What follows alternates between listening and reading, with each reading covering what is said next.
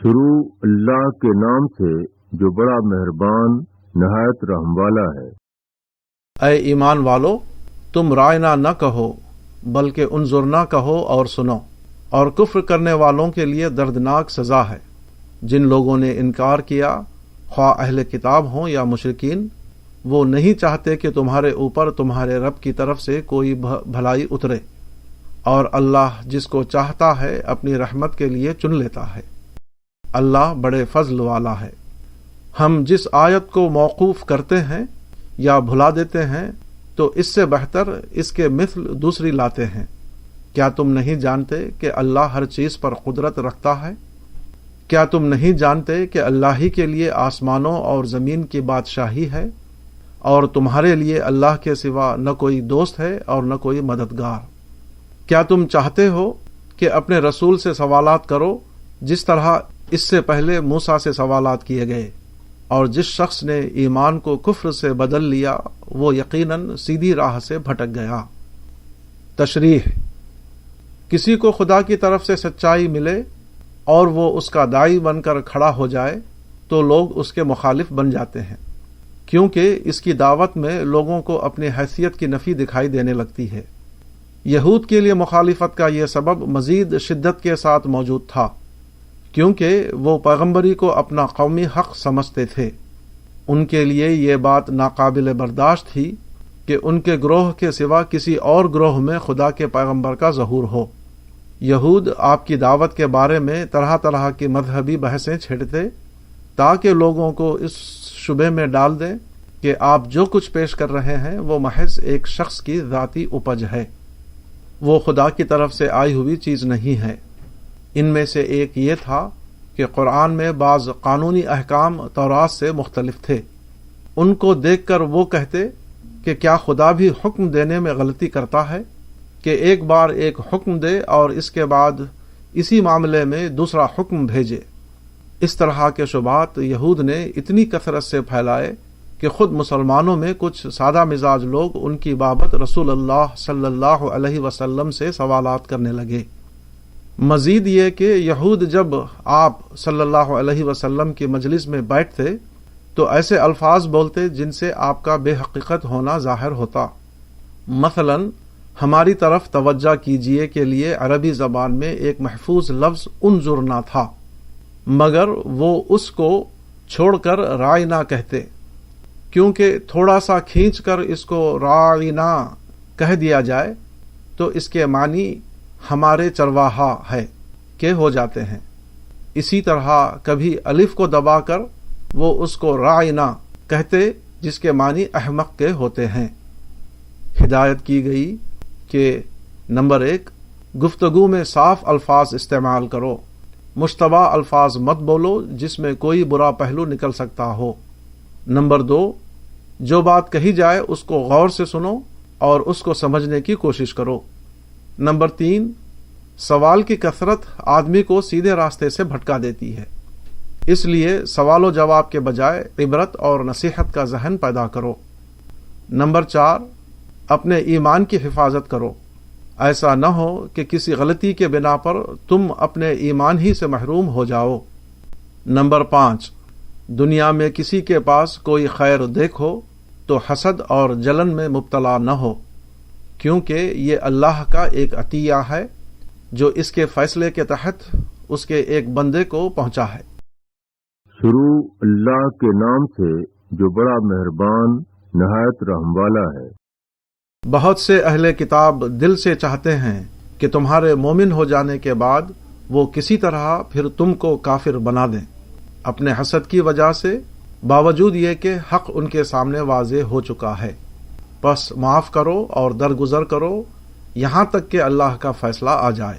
بے شک اللہ ہر چیز پر قدرت رکھتا ہے، اور نماز قائم کرو اور زکوٰۃ ادا کرو، اور جو بھلائی تم اپنے لیے آگے بھیجو گے اس کو تم اللہ کے پاس پاؤ گے۔ جو کچھ تم کرتے ہو اللہ یقیناً اس کو دیکھ رہا ہے۔ اور وہ کہتے ہیں کہ جنت میں صرف وہی لوگ جائیں گے جو یہودی ہوں یا عیسائی ہوں، یہ محض ان کی آرزوئیں ہیں۔ کہو کہ لاؤ اپنی دلیل اگر تم سچے ہو۔ بلکہ جس نے اپنے آپ کو اللہ کے حوالے کر دیا اور وہ مخلص بھی ہے تو ایسے شخص کے لیے اجر ہے اس کے رب کے پاس، ان کے لیے نہ کوئی ڈر ہے اور نہ کوئی غم۔ تشریح: قرآن کی آواز اگرچہ بہت سے لوگوں کے لیے نامانوس آواز تھی، تاہم انہی میں ایسے بھی لوگ تھے جو اس کو اپنے دل کی آواز پا کر اس کے دائرے میں داخل ہوتے جا رہے تھے۔ یہ صورتحال یہود کے لیے ناقابل برداشت بن گئی، کیونکہ یہ ایک ایسی چیز کی ترقی کے ہم مانی تھی جس کو وہ بے حقیقت سمجھ کر نظر انداز کیے ہوئے تھے۔ انہوں نے یہ کیا کہ ایک طرف مشرکین کو ابھار کر ان کو اسلام کے خلاف جنگ پر آمادہ کر دیا، دوسری طرف وہ نئے اسلام لانے والوں کو طرح طرح کے شبہات اور مغالطے میں ڈالتے تاکہ وہ قرآن اور صاحب قرآن سے بدظن ہو جائیں اور دوبارہ اپنے آبائی مذہب کی طرف واپس چلے جائیں۔ اس کے نتیجے میں مسلمانوں کے اندر یہود کے خلاف اشتعال پیدا ہونا فطری تھا، مگر اللہ نے اس سے ان کو منع فرما دیا۔ حکم ہوا کہ یہود سے بحث مباحثہ یا ان کے خلاف کوئی جارحانہ کارروائی موجودہ مرحلے میں ہرگز نہ کی جائے۔ اس معاملے میں تمام تر اللہ پر بھروسہ کیا جائے اور اس وقت کا انتظار کیا جائے جب اللہ تعالی حالات میں ایسی تبدیلی کر دے کہ ان کے خلاف کوئی فیصلہ کن کارروائی کرنا ممکن ہو جائے۔ بروقت مسلمانوں کو چاہیے کہ وہ صبر کریں اور نماز اور زکوٰۃ پر مضبوطی کے ساتھ قائم ہو جائیں۔ صبر آدمی کو اس سے بچاتا ہے کہ وہ رد عمل کی نفسیات کے تحت منفی کارروائیاں کرنے لگے۔ نماز آدمی کو اللہ سے جوڑتی ہے اور اپنے مال میں دوسرے بھائیوں کو حقدار بنانا وہ چیز ہے جس سے باہمی خیر خواہی اور اتحاد کی فضا پیدا ہوتی ہے۔ نئے اسلام لانے والوں سے وہ کہتے کہ تم کو اپنا آبائی مذہب چھوڑنا ہے تو یہودیت اختیار کر لو یا پھر عیسائی بن جاؤ، کیونکہ جنت تو یہودیوں اور عیسائیوں کے لیے ہے جو ہمیشہ سے نبیوں اور بزرگوں کی جماعت رہی ہے۔ فرمایا کہ کسی گروہ سے وابستگی کسی کو جنت کا مستحق نہیں بناتی۔ جنت کا فیصلہ آدمی کے اپنے عمل کی بنیاد پر کیا جاتا ہے، نہ کہ گروہی فضیلت کی بنا پر۔ احسان کی معنی ہے کسی کام کو اچھی طرح کرنا۔ اسلام میں اچھا ہونا یہ ہے کہ اللہ کے لیے آدمی کی حوالگی اتنی کامل ہو کہ ہر دوسری چیز کی اہمیت اس کے ذہن سے حذف ہو جائے۔ گروہی تعصبات، شخصی وفاداریاں اور دنیاوی مصالح، کوئی بھی چیز اس کے لیے اللہ کی آواز کی طرف دوڑ پڑنے میں رکاوٹ نہ بنے۔ شروع اللہ کے نام سے جو بڑا مہربان نہایت رحم والا ہے۔ اور یہود نے کہا کہ نصارہ کسی چیز پر نہیں، اور نصارہ نے کہا یہود کسی چیز پر نہیں، اور وہ سب آسمانی کتاب پڑھتے ہیں۔ اسی طرح ان لوگوں نے کہا جن کے پاس علم نہیں، انہی کا سا قول۔ پس اللہ قیامت کے دن اس بات کا فیصلہ کرے گا جس میں یہ جھگڑ رہے ہیں، اور اس سے بڑھ کر ظالم اور کون ہوگا جو اللہ کی مسجدوں کو اس سے روکے کہ وہاں اللہ کے نام کی یاد کی جائے اور ان کو اجاڑنے کی کوشش کرے۔ ان کا حال تو یہ ہونا چاہیے تھا کہ مسجدوں میں اللہ سے ڈرتے ہوئے داخل ہوں۔ ان کے لیے دنیا میں رسوائی ہے اور آخرت میں ان کے لیے بھاری سزا ہے، اور پورب اور پشچم اللہ ہی کے لیے ہے۔ تم جدھر رخ کرو اسی طرف اللہ ہے، یقیناً اللہ وسعت والا علم والا ہے۔ اور وہ کہتے ہیں کہ اللہ نے بیٹا بنایا ہے، وہ اس سے پاک ہے، بلکہ آسمانوں اور زمین میں جو کچھ ہے سب اسی کا ہے، اسی کے آگے حکم بردار ہیں سارے۔ وہ آسمانوں اور زمین کو وجود میں لانے والا ہے۔ وہ جب کسی کام کا کرنا ٹھہرا لیتا ہے تو بس اس کے لیے فرما دیتا ہے کہ ہو جا، تو وہ ہو جاتا ہے۔ تشریح: یہود نے نبیوں اور بزرگوں سے وابستگی کو حق کا معیار بنایا، اس وجہ سے ان کو اپنی قوم حق پر اور دوسری قوم باطل پر نظر آئیں۔ نصارہ نے اپنے اندر یہ امتیاز دیکھا کہ اللہ نے اپنا اکلوتا بیٹا ان کے پاس بھیجا۔ مکے کے مشرکین اپنی یہ خصوصیت سمجھتے تھے کہ وہ اللہ کے مقدس گھر کے پاسبان ہیں۔ اس طرح ہر گروہ نے اپنے حسب حال حق و صداقت کا ایک خود ساختہ معیار بنا رکھا تھا، اور جب وہ اس معیار کی روشنی میں دیکھا تو لا محالہ اس کو اپنی ذات برسر حق اور دوسروں کی برسر باطل نظر آتی، مگر ان کی عملی حالت جس چیز کا ثبوت دے رہی تھی وہ اس کے بالکل برعکس تھی۔